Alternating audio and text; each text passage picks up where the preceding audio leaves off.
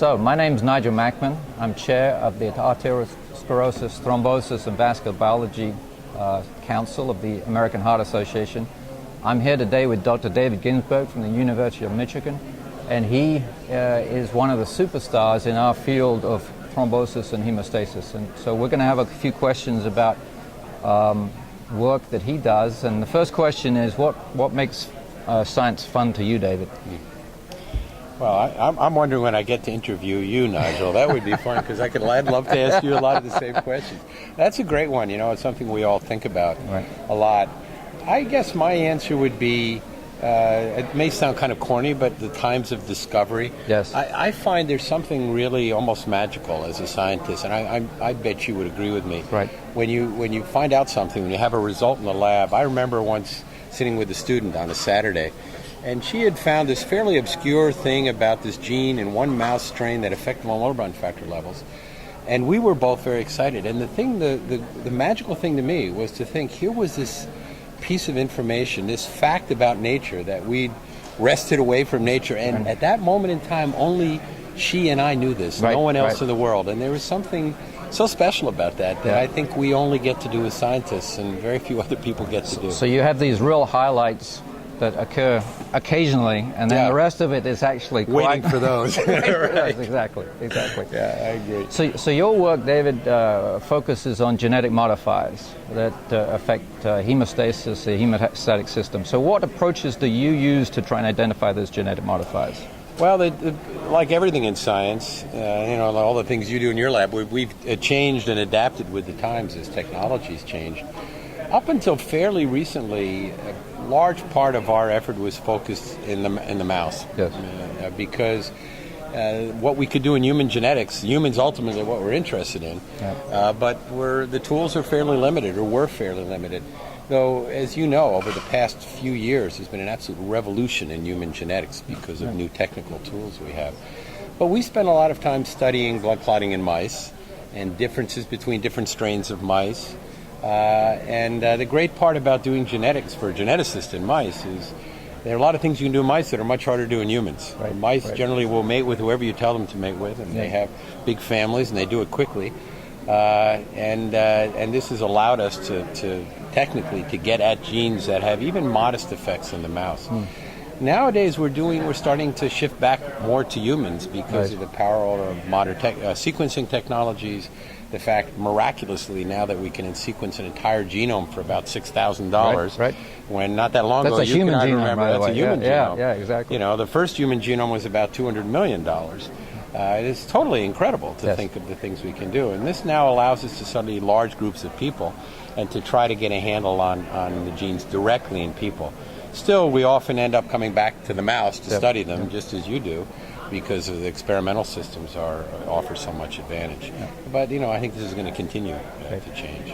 So how do you think some of your discoveries are going to be translated into new antithrombotics, which is one of the ultimate goals of what we're doing for basic science? Yeah, it certainly is for all of us, and we all kind of hope that. Though I have to say, from my perspective, the things that end up getting translated, we often don't realize at the time. I mean, the fundamental thing that makes major translational discoveries possible are basic research. As you know now, one of the most extraordinary technical breakthroughs in modern medicine and genetics is gene editing. These new techniques to change a single base pair. We'll be fixing human genetic diseases this way someday. And those fundamental discoveries have made them possible. There are two methods now that are being used. CRISPR was discovered by studying these obscure processes in bacteria and how they protect themselves from foreign DNA. And TALENs, which were discovered by studying bacteria that are pathogenic to plants and how the plants defend themselves. And these are now going to revolutionize how we treat human disease. So fundamentally, I think, it's more just what drives most of us as scientists is just the fundamental wonder of discovery. It's those discoveries that eventually will be translated in ways we don't know. I think some of the gene editing techniques are likely going to produce major breakthroughs in the way we manage a disease and translate some of our findings.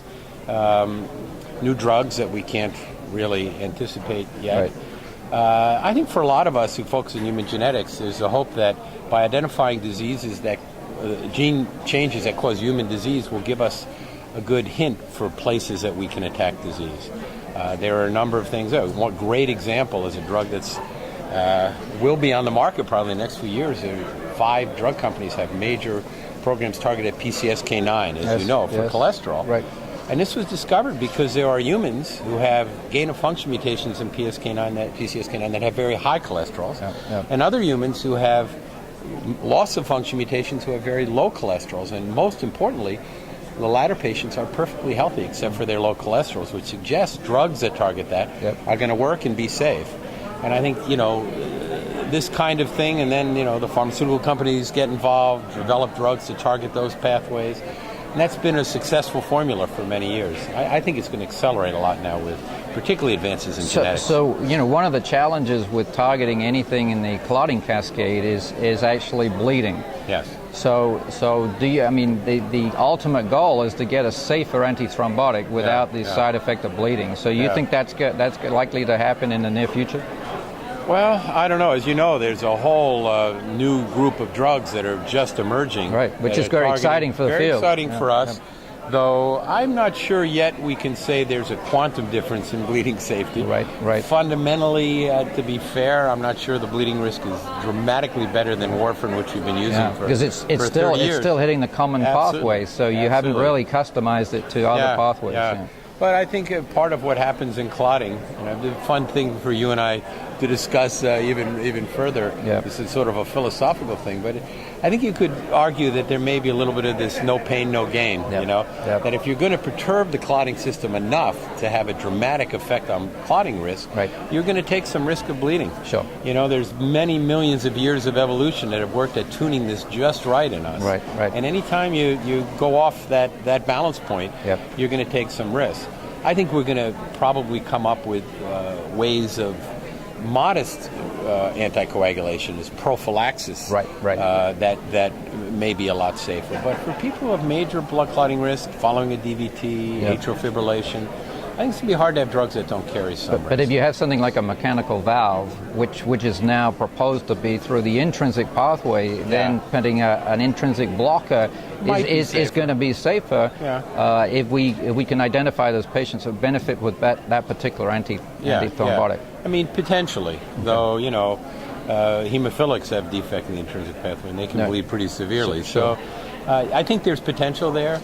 There's also things we may not anticipate. Better valves, newer surfaces, engineering the endothelium. Yeah, so both sides are improving on the quality. And I think we'll see advances there. But I think it's still, the progress is going to be gradual and in incremental steps. And what about personalized medicine in terms of customizing a patient to have a certain dose? Because at the moment we're using fixed dose antithrombotics, and that really, from a scientific point of view, doesn't make a lot of sense. Now, I know from a practical point of view, that's what the clinicians have to use, but it seems that we could do better maybe in doing personalized medicine. I think we will, but I think that's going to take a while. And we have to be careful not to overpromise. As you know, there are a couple of very common human variants that alter your susceptibility to Coumadin. Sure. And there was enormous excitement when these were first discovered that we're going to be able to tell right off what dose of Coumadin people just dial it right in. Right? And tell you the perfect dose. You need to take 5.73 milligrams and you need 3.4 and no one will bleed.